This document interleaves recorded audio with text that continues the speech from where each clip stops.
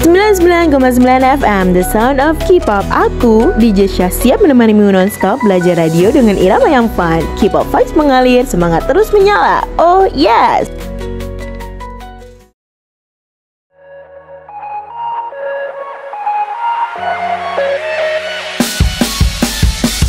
.9 FM Radio Vibes K-Fever, the beat of learning and K-pop. Hai, annyeong K-Fever family. Selamat datang di K-Wave Learning Jam, tempatnya belajar sambil nge-vibe bareng musik K-pop. Aku, DJ Syah, siap nemenin kalian selama beberapa menit ke depan buat ngebahas dunia radio yang super duper menarik. Tapi sebelum kita masuk ke pembahasan, aku mau cerita dikit nih. Jadi pas kemarin siang, pas hari Kamis tuh, aku mau berangkat ke kampus kan.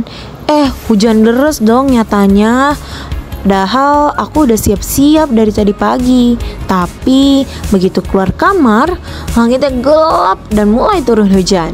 Ya udah deh, akhirnya aku nunggu dulu sebentar. Untung banget aku punya jas hujan. Jadi pas hujannya udah mulai agak reda, langsung aja aku gas ke kampus. Hasilnya aku telat dikit sih, tapi tetap semangat dong buat nuntut ilmu. Hehehe. Dan karena aku udah berhasil buat nembus hujan, aku mau kasih lagu buat nemenin suasana sebelum kita masuk ke pembahasan hari ini. Ini dia The Chase, Heart to Heart. Nikmatin dulu ya.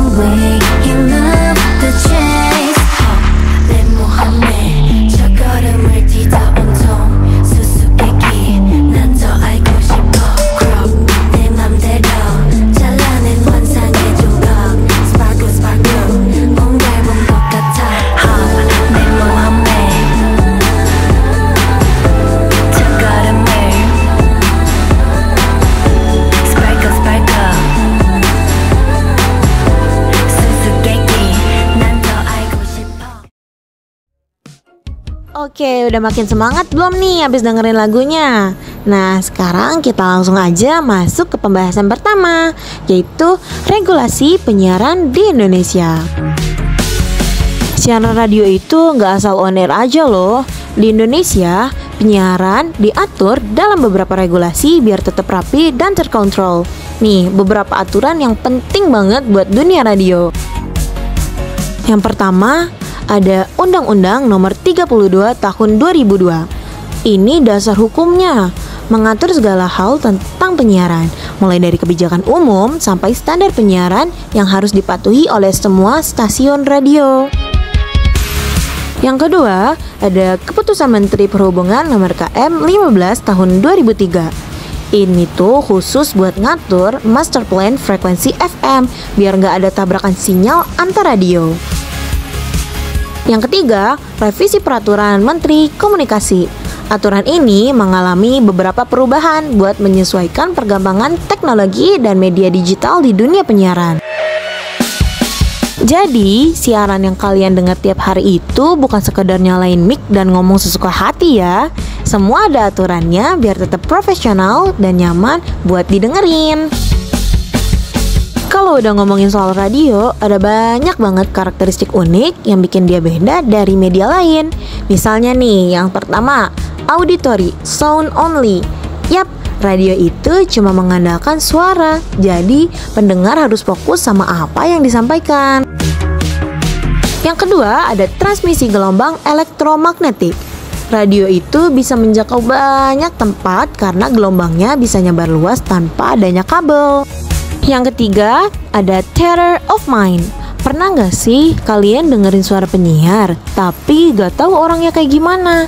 Nah, ini nih yang bikin radio punya daya imajinatif yang kuat.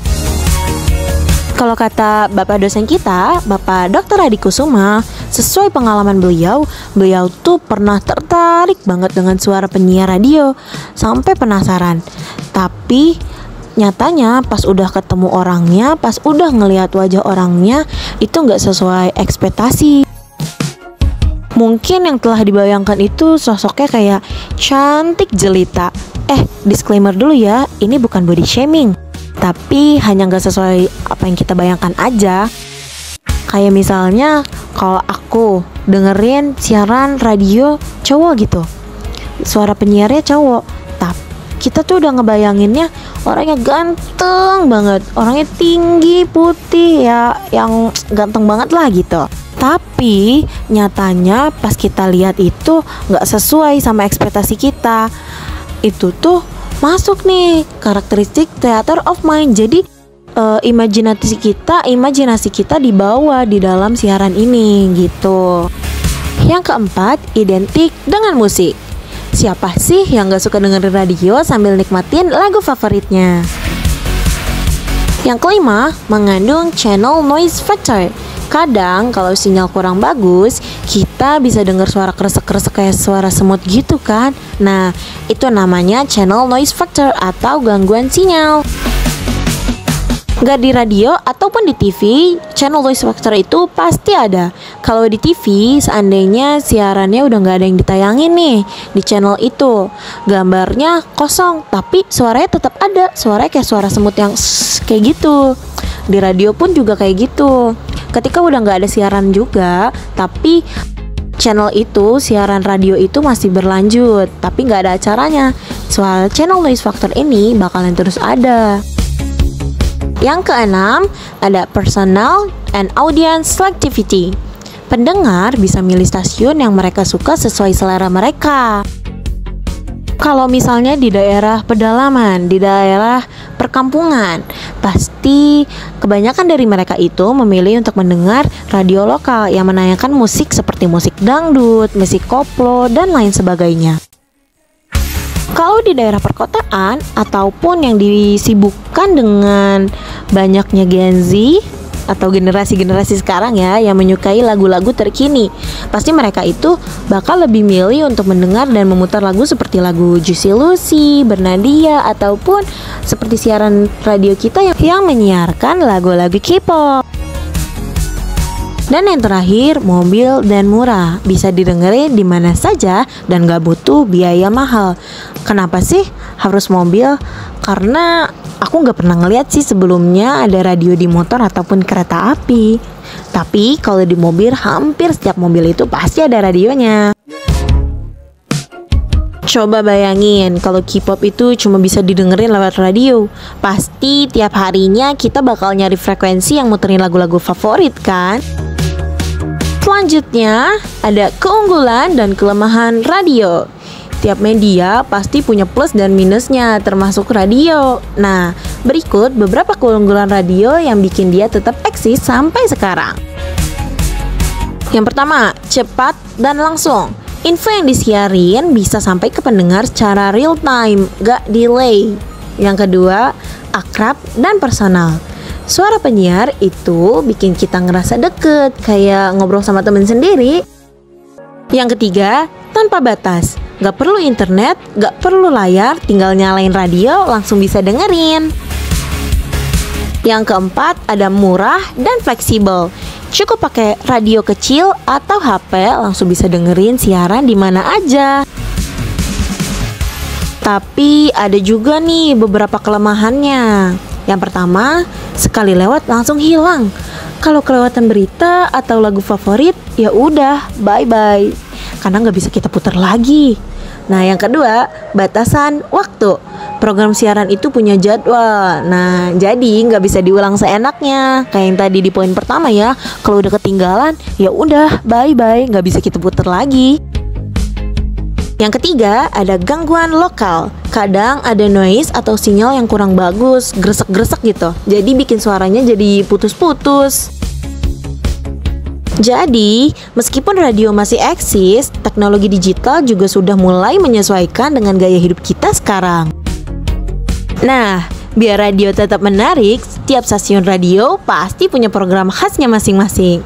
Seorang program director biasanya milih elemen-elemen ini buat bikin program musik yang kece. Pertama, ada musik. Nah, ini nih yang paling penting. Mulai dari K-pop, jazz, sampai dangdut, semua bisa masuk playlist. Kedua, berita dan informasi.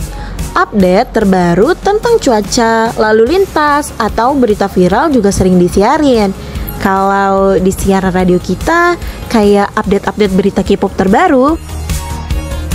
Yang ketiga, gaya siaran.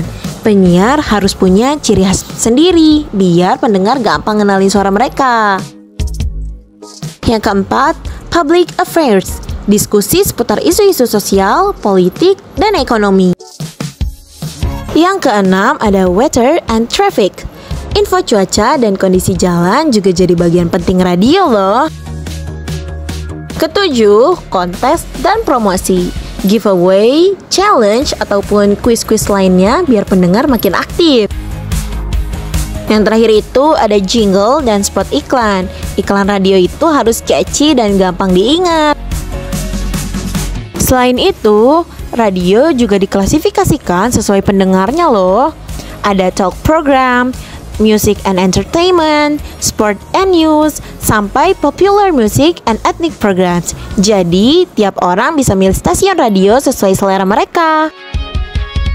Wah, gak kerasa nih, kita udah ngobrol panjang banget ya tentang radio. Sebelum kita tutup episode K-Wave Learning Jam kali ini, aku mau kasih satu lagu buat nemenin kalian. Ini dia, LE SSERAFIM Ash. Nikmatin ya. Check it out.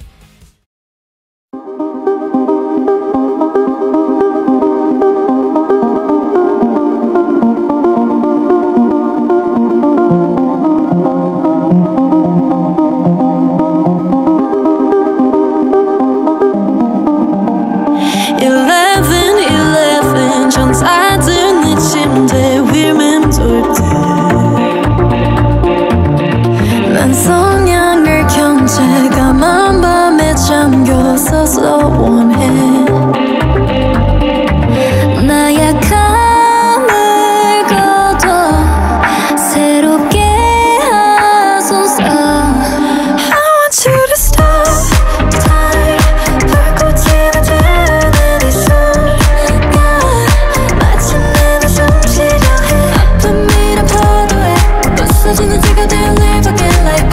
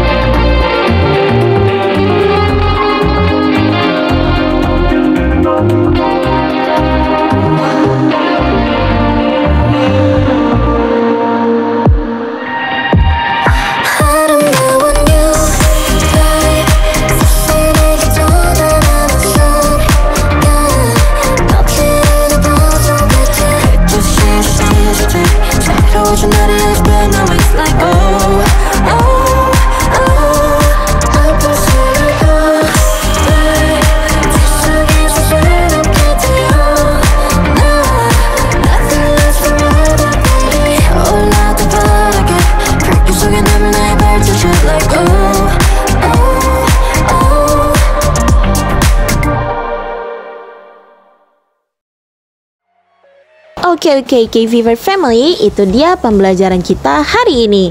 Dari regulasi radio, karakteristik, sampai program-program seru yang bikin radio tetap eksis. Jangan lupa follow kita di @radio5skfever 99,9 dan share pendapat kalian tentang radio favorit kalian. Kalau kalian punya request lagu atau mau cerita pengalaman menarik, langsung aja DM kita ya. Sampai jumpa di episode berikutnya. Stay tune, keep learning, and keep vibing with Radio 5 K-Fever. Annyeong!